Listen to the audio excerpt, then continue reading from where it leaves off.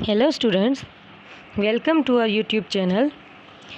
In previous lecture, we have discussed sum number 8. Today we will calculate the sum number 9. So let's start. I am reading the problem first. On 1st May 97, fire broke out in Vandana Traders Godown, who has taken loss of profit policy. Their accounting year ends on 31st December. Other particulars are as under. First one is indemnity period 4 months. Second, amount of insurance policy rupees 99,000. Third, net profit of the year 1996 was rupees 80,000 after deducting rupees 30,000 of fixed expenses. That means net profit is after deducting the fixed expenses. Next is sales particulars. First, sales of the year 1996 rupees 4,40,000. Sale of full year of 1996 rupees 4,40,000, out of which sales from 1st January 96 to 30th April 96 rupees 1,20,000. That means of whole year, of full year sales, this is the 4 months, first 4 months sales. And from 1st September 96 to 31st December 96 rupees 1 lakh. That means last 4 months sale rupees 1 lakh. Sales from 1st May 97 to 31st August 97 rupees 1,20,000. What is it? This is the sale of indemnity period of current year, right? Next is sales from 1st January 97 to 30th April 97 rupees 1,30,000. जब भी आप कोई सम calculate करना start करो तो उससे पहले आपको ये जो डेट्स दी हुई है या तो फिर ये जो सेल्स दिया हुआ है अलग अलग टाइम पीरियड का, उसको खास ध्यान से पढ़ना है, 2 बार पढ़ना है, उसको समझना है, उसके बाद ही आपको कैलकुलेशन स्टार्ट करना है. अदरवाइज़ आपको पता ही नहीं चलेगा कि क्या सेल दिया हुआ है, आपको क्या चाहिए और कैसे आप ये कैलकुलेट कर सकते हो. ठीक है, तो फर्स्ट तो आपको ये सारे सेल्स है जो डेट्स दी हुए उसको बहुत ध्यान से पढ़ना होगा. Next is it is found from the books of accounts that during the months prior to the date of fire, sales were increasing constantly by 10% and net profit was decreasing constantly by 2%. Sales is increasing by 10% and profit is decreasing by 2%, right? Calculate claim for loss of profit. हमें क्या find out करना है? Loss of profit, claim amount for the loss of profit. So let's start with the important date. First आपको क्या करना है calculation में, जो जो इम्पोर्टेंट डेट्स है मैंने आपको पहले सम में भी बताया था, राइट, कि पहले आपको ये जो 5 डेट है वो 5 डेट लिख लेनी है ताकि जब भी आप अगला कैलकुलेशन करो तब आपको बार बार ये डेट सोचनी ना पड़े. अगर आपके पास लिखी हुई है तो आप डायरेक्टली वहाँ से देख सकते हो. ठीक है, तो फर्स्ट डेट होगी हमारी date of fire 1st May 97. Second one is indemnity period of last year, that is from 1st May 96 to 31st August 96 of 4 months starting from May to ending on August. Now indemnity period of current year 1st May 97 to 31st August 97. यहाँ पर सिर्फ year ही change होगा, महीना वही है, 4 महीने का indemnity period है. ठीक है, लेकिन लास्ट ईयर और करंट ईयर दोनों में सिर्फ ईयर चेंज होगा. Next is last financial year. That means financial year जो कंपनी का है वो कहाँ से स्टार्ट होता है और कहाँ पर ख़त्म होता है. तो जो फुल ईयर कौन सा है वो जनवरी में स्टार्ट होगा और दिसंबर में ख़त्म होगा. देखिए, हम देखते हैं कि कहाँ से आपको पता चलेगा कि ये जो ईयर है वो जनवरी में स्टार्ट हो रहा है और दिसंबर में ख़त्म हो रहा है. तो या तो आपको जो नेट प्रॉफिट दिया होगा वहाँ पर दिया होगा कि net profit on the date on the year ending on करके आपको एक डेट दी होगी. ठीक है, यहाँ पर थर्ड पॉइंट में हमारे पास है, देखिए यहाँ पर कोई डेट नहीं दी हुई थी लेकिन ऐसा बताया गया था कि net profit of the year 1996. Of the year 1996 का क्या मतलब होगा कि ये जो साल है 96 का पूरा साल जो जनवरी में स्टार्ट होता है और दिसंबर में ख़त्म होता है. ठीक है, तो यहाँ से आपको अंदाज़ा लगाना पड़ेगा कि फिनेंशियल ईयर कब स्टार्ट होगा और कब ख़त्म, right. Next is 12 months before the date of fire. तो पहले आपको यहाँ पर क्या करना है, लिख देनी है से पहले डेट ऑफ फायर, सिर्फ ईयर ही उसका नहीं लिखना है. ठीक है, तो 1st में हमारी डेट ऑफ फायर थी तो यहाँ पर भी हम लिख लेंगे 1st में. लेकिन क्या करना है, जो डेट ऑफ फायर है उसमें जो ईयर है उसके आगे का ईयर आपको लिखना होगा, दैट इज़ 96. सो 1st में 96 to 30th April 97 is our 12 months before the date of fire. First calculation is of lost sales. or we can say it sort of sales, right? Formula is sale of indemnity period of last year minus sale of indemnity period of current year. Now sale of indemnity period of current year, that is 1st May 97 to 1st August 97, वो हमको problem में दिया गया है directly, but sale of indemnity period of last year is not given directly, so we have to calculate it. Here is a calculation. Sale of 1st May 96 to 31st August 96, that is the indemnity period of last year, right? सो यहाँ पर हमारे पास first दिया हुआ है पूरा 96 के year का पूरा सेल, यानी कि पूरे 12 मंथ्स का सेल, बट हमें चाहिए only from 1st May to 31st August. So we have to deduct from the full year's sales, right? So our full year sales is 4,40,000. उसमें से हम पहले 4 महीने का और लास्ट के जो 4 महीने हैं उसका सेल माइनस कर देंगे, डिडक्ट कर देंगे, तो हमको जो बीच के 4 मंथ्स का सेल चाहिए वो मिल जाएगा. देख सकते हैं आप 1st May to 31st August, that is our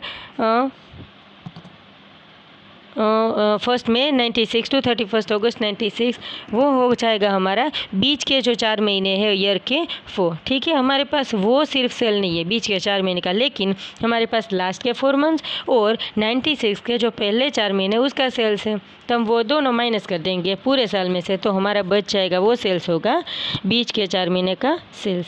So calculation is sale of 1st January 96 to 31st December 96 full year 4,40,000 minus पहले 4 महीने का sales, sale of 1st January 96 to 30th April 96, that is 1,20,000 minus sale of 1st September 96 to 31st December 96, last 4 months का sale 1 lakh. दोनों हम minus कर देंगे 4,40,000 में से, तो बचेगा सिर्फ 2,20,000. ये हो जाएगा हमारा sale of 1st May 96 to 31st August 96, that is the indemnity period of last year. But directly हम 2,20,000 यहाँ पर नहीं लिखेंगे. क्यों? क्योंकि आपको प्रॉब्लम में बताया गया था कि before the date of the fire sale is increasing constantly by 10%. तो आपका सेल था वो इस साल में इंक्रीज़ होने वाला था 10%, राइट? तो हमको वो ऐड करना पड़ेगा. तो 10% ऑफ 2,20,000 दैट इज़ 22,000, दोनों को प्लस कर देंगे, तो अब अमाउंट हो जाएगी हमारी 2,42,000 minus sale of indemnity period of current year directly given in the problem 1,20,000. Now lost sales is 1,22,000. Next calculation is of actual rate of profit. Formula is net profit plus fixed expenses divided by sale of last year into 100. Net profit is given 80,000. Fixed expenses is also given rupees 30,000. Total would be 1,10,000 divide by sale of last year. तो पूरे साल का हमारा cell दिया हुआ था, तो यहाँ पर हमें कोई कैलकुलेशन की ज़रूरत नहीं है पिछले सम की तरह. ठीक है, 4,40,000 डायरेक्टली दिया हुआ है, तो 1,10,000 divided by 4,40,000 into 100, answer would be 25%, but we do not consider 25%. Why? Because we are given the information that profit is decreasing constantly by 2%. तो इस साल में आप पूरा 25% अर्न नहीं करने वाले थे. कितना अर्न करने वाले थे? तो उससे 2% कम, यानी कि 23% है, वही आपका एक्चुअल रेट ऑफ प्रॉफिट होगा. इस साल आप वही रेट ऑफ प्रॉफिट कमाने वाले थे, ठीक है, लेकिन आग की वजह से वो पॉसिबल नहीं हो पाया है. नेक्स्ट कैलकुलेशन होगा हमारा rate of profit covered by थी policy. Formula is policy amount divided by sale of 12 months before the date of fire into 100. Policy amount directly given 99,000. Sale of 12 months before the date of fire is not given directly in the problem. So let's calculate first sale of 12 months before the date of fire, that is 1st May 96 to 30th April 97. हमें 12 महीने का cell चाहिए. कब का? तो वो है date of fire से पहले का, लेकिन वो डायरेक्टली हमें प्रॉब्लम में नहीं दिया गया है. लेकिन आपको अलग अलग 3 टाइम पीरियड के सेल्स दिए हुए हैं, जिसको ऐड करके हम 12 मंथ्स का सेल है वो कैलकुलेट कर सकते हैं। First you are given sale from May to 1st May to 31st August, that is 2,20,000. Next you are given 1st September 96 to 31st December 96, that is 1 lakh. Next is sales of 1st January 97 to 30th April 97, 1,30,000. इन तीनों को अगर आप add करते हो तो आपका हो जाएगा sale of 12 months before the date of fire, that is 4,52,000. But same calculation, increase 10%, sale is increasing 10%, right? So 10% of 4,50,000, that is 45,000. Now our sale of 12 months before the date of fire is rupees 4,95,000. Let's put it in the formula. 99,000 divided by 4,95,000 into 100 is 20%. So we are given two rate of profit, that is actual rate of profit and rate of profit covered by the policy. Actual rate of profit is 23% and rate of profit covered by the policy is 20%. Our lower rate of profit is 20%, so we consider 20%. Now last calculation is claim amount. Claim amount is equal to lost sales into lower rate.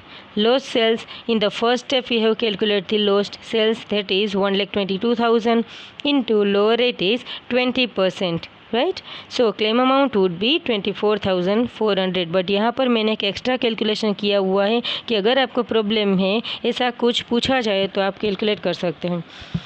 मान लीजिए कि अगर आपके problem में ऐसा दिया गया है कि find out the amount of loss of profit to be suffered by company, यानी कि एक जो प्रॉफिट था वो कंपनी कमाने वाली थी, राइट?